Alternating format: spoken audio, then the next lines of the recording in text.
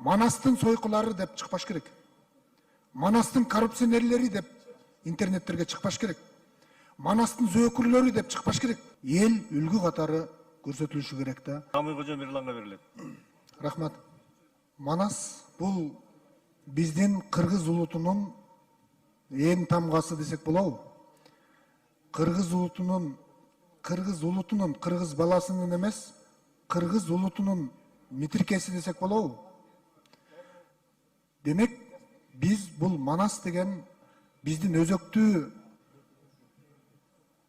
эпосубуз, өзөктүү улутубуздун уңгусу десек жарашат.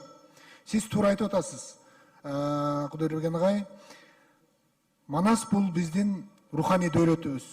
Манас бул биздин улуу мурасыбыз. Манас бул биздин духубуз. Демек, шаарга аты берилгенден кийин мен Жалал Абадтык туугандарыбызды куттуктайм. Бирок бүгүн кандай кубанып атышса, эртең андан 7 эсе, 10 эсе чоң жоопкерчилик болуп аткандагы сезишет деп ойлойм да. Анткени Манастын сойкулары деп чыкпаш керек. Манастын коррупционерлери деп интернеттерге чыкпаш керек. Манастын зөөкүрлөрү деп чыкпаш керек.